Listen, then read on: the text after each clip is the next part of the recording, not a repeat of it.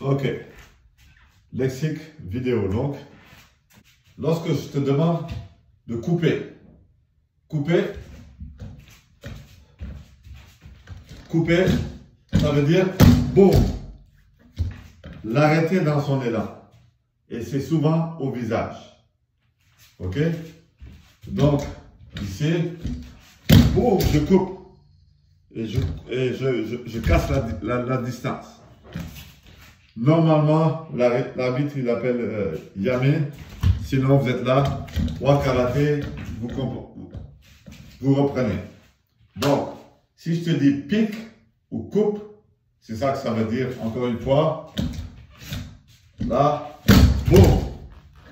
Ok? Deuxième chose. Bras d'abord. C'est simple. Souvent, vous coupez la distance, après vous voulez frapper. Et là, entre-temps, vous vous faites frapper.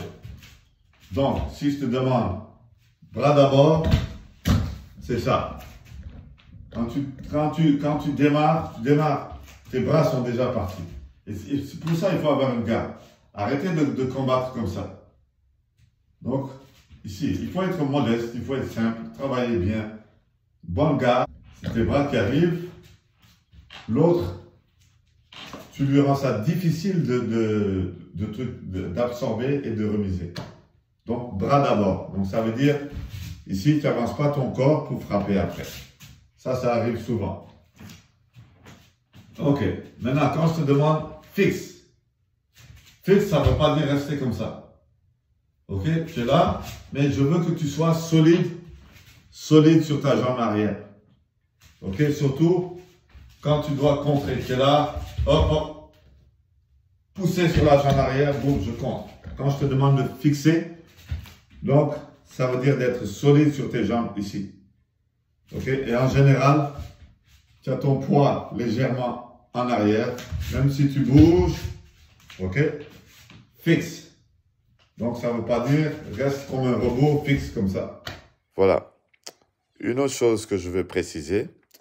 Souvent, je vous disais, arrête de reculer. Mais le cerveau ne retient pas la négation. Dans le stress et tout ça, on entend reculer. Et si vous vous souvenez, à chaque fois que je vous demande d'arrêter de reculer, vous reculez. Vous reculez encore plus. Donc voilà quoi. Donc fixe, ça veut dire sois stable, sois solide sur tes jambes, sois prêt à anticiper. Absorbe et remise, ça vous le savez. J'absorbe, mais quand j'absorbe, je me protège. Ok?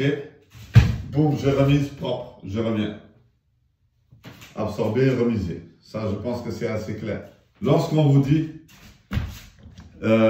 Wakarate, regardez où vous vous placez sur le tatami après. Je vais te demander de te placer bien. Donc, Wakarate, si tu te mets dans la zone rouge, c'est pas à ton avantage. Donc, tu te replaces. Donc, essaie de reprendre le centre du ring. Ça, c'est pour le Wakarate. Un autre truc, quand je te parle de vigilance, ça veut dire que tu es pas réveillé. Sois allumé. Okay? Donc, quand je parle de vigilance, sois allumé, sois alerte, sois concentré sur chaque mouvement de l'adversaire. On ne doit pas tout surprendre. Il attaque, boum. Si je suis vigilant, je peux réagir. Je n'ai pas le temps de bouger mes jambes. Sinon, hop, juste avant qu'il fasse son mouvement, tu fais un petit pas, ça lui casse son élan. Ok? Avant, dès qu'il bouge un battement de cils, boum. Toi, tu es dedans. Tu peux anticiper sur le mouvement, tu peux anticiper sur l'attaque. Ok? Ou tu peux faire mourir son attaque, le frustrer et ne pas prendre de points. Donc ça demande de la vigilance. C'est l'un des critères les plus importants que je vous demande. Et je vous demande de le faire à l'échauffement. Arriver sur le tatami, boum. Donc tous tes récepteurs en alerte. Quand je te dis main avant, Kizami, Huracan, ce que tu veux. Ok? Je ne vais pas dire Kizami. Tout de suite, pour éviter que, bon, tout de suite, Kizami, c'est ce que tu fais. Main avant, ça peut être n'importe quoi. Mais main avant, ça veut dire que je veux que tu scores avec ta main avant. Il y en a beaucoup, parfois, ils insistent sur le Gyaku, alors que boum, avec la main avant, elle est placée, tu es en garde, boum, l'autre il approche, boum, tu piques, ou tu prends les dessus, tu fais, boum, ok? Donc, voilà. Ça, c'est pour la main avant. Je dis souvent, il s'en vient, sois prêt. Ça, c'est dans mon jargon de coaching. Il s'en vient, sois prêt. En général, c'est que vous avez marqué, vous avez pris un peu d'avance, c'est sûr que l'autre, il vient. Donc, il faut être conscient de ça. Moi, c'est des rappels que je vous fais. Il y en a qui le savent, il y en a qui sont un peu dans la lutte, boum, boum, boum, ils se font remonter dans le score. Ok, tu sais qu'il s'en vient, boum, boum, hop, Kekumi, boum, tu le piques, hop, tu te déplaces avant qu'il le truc, tu sais. Donc, sois prêt, il s'en vient. Ok. Quand je te demande de bouger, ça ne veut pas dire boum, boum, boum, tourner, et se faire scorer. Quand tu bouges, tu es aussi dangereux. Tu es encore plus dangereux. Tu as un mouvement, boum. Souvent, on marque beaucoup aussi comme ça.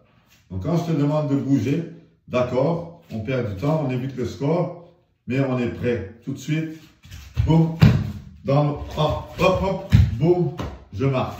Hop, je me baisse, je colle. Boum, moi karaté, je me replace. Souvent aussi, je vais vous demander de fermer la boutique. Ça veut dire qu'il ne score plus. Tu fais ce que tu veux, mais il ne score plus. Ok? Faire aussi de l'anti-jeu. Boum, il lève une jambe, tu lèves une jambe. En gros, ça veut dire défendre, mais de manière agressive. Là, si tu combats en mode victime, c'est sûr que tu vas te faire marquer. Ça, il faut que ce soit clair aussi. Donc, c'est des situations qu'on va travailler beaucoup aussi au dojo pour empêcher l'autre de marquer, même si nous, nécessairement, on n'a pas besoin de marquer. J'allais faire des techniques un peu... Là, je vais vous demander de vous centrer. Centre-toi, sois clair. C'est les deux expressions. Centre-toi, sois clair. Boum, propre. Ok, tu es là. Boum, propre. Ok, au lieu de faire des trucs brouillons, essayez des trucs vraiment que vous ne maîtrisez pas. Gardez ça simple. Centre-toi, sois propre. Et ça, lorsque vous entendez ça, vous savez qu'il faut revenir à un karaté propre, avec des retours aux bases, des bases solides. N'essayez pas de faire des trucs super évolués, simples, ok? Disons, je veux contrer, boum, c'est simple. Ok, je vais pas faire un truc comme ça. Là, c'est le contrer, finir comme ça. Ça, j'ai horreur de ça. Vous pouvez éviter, vous n'avez pas besoin de ça. Simple, tu sais qu'il arrive, face en premier, boum, et tu reviens, propre. Il faut avoir de la fierté d'avoir un bon karaté solide, propre. Je suis là, moi je sais qu'il arrive. Oh, place mon aura, et je suis là, prêt. Je jure, les arbitres, ils auront des yeux que pour vous. Ok? Souvent, ton adversaire, ok? Vous avez beaucoup dans vos catégories des adversaires qui ont des gardes basses. À l'étranger, dans la WKF, il y en a qui ont des gardes basses, mais qui maîtrisent très bien le pourquoi ils le font. Souvent, c'est pour vous attirer, pour vous absorber, vous remiser, ou pour vous faire un kizami d'un angle qui est très peu perceptible à l'œil. Mais au Québec, au Canada, j'ai pas encore vu personne maîtriser ça. Fait que ils ont une garde basse, ils avancent la face, la première, vous les piquez. Donc quand je te demande, sois opportuniste. Sois opportuniste, ça veut dire que donc, et souvent avec les signes, je vous fais ça. Mais je ne veux pas le dire parce qu'ils vont comprendre à côté. Donc, sois opportuniste, ça veut dire, tiens ta garde élevée, il arrive tout ce que tu as à faire. Extension du bras, tu ramènes. Ok? Le gars, il avance pour vouloir frapper après. Ça, c'est les erreurs que vous devez exploiter. Sois opportuniste. Et souvent, ça revient au terme précédent, pique. Ok? Dès qu'il monte son visage, tu le piques. Tu le coupes dans son élan. D'accord? Sois pas linéaire. Ok? Fais pop, boum. Tu peux aller sur les côtés, boum. Sortir, boum. Et quand tu recules 1, 2, tu tasses. Tu recules pas 1, 2, 3, 4 pour te faire truquer. Tu recules, tu désaxes. Recule, désaxe. Recule, désaxe. Ok? Donc ça, il est très difficile de toucher une cible qui est en mouvement constant. Tu sais, les gens qui font du tir, la cible, elle est là. Mais dans l'armée, par exemple, ils ont des exercices où la cible, elle bouge. Et là, tu dois viser, c'est 3 fois plus difficile. Donc, soyez pas, comment dire, prévisible. N'ayez pas un karaté qui est là, unidimensionnel. Surtout en retraite. D'accord? Tac, tac, je désaxe. Je ne suis pas prêt à m'engager, je prends ma distance. Là, en distance longue aussi, je peux relaxer, bouger. Et lorsque je me rapproche, ici, là, je veux que personne ne sautille. En distance courte, tu ne sautilles pas. Tu as le centre de gravité bas, tu es solide sur tes jambes. Solide sur tes jambes. Ok? Distance courte. Je vous rappelle, tu es en distance courte. C'est une distance où tu peux y aller. Distance moyenne, distance longue, là je peux être un peu plus haut, relaxé. Plus je me rapproche de la zone de danger, là, vous êtes là, avant, arrière, et vous êtes tout le temps prêt, comme un comme un chat, prêt à bondir sur sa proie. Donc vous êtes réactif, c'est plus facile de contrer, d'anticiper. Voilà. Distance courte. Si vous faites ça, ben là je vais vous dire, c'est simple. Je vais te dire arrête de sauter. Quand je te demande d'arrêter de sauter, ça veut dire qu'il faut que tu sois plus solide sur tes jambes et que tu te déplaces là, des petits pas, pour pouvoir utiliser le sol pour réagir ou surprendre.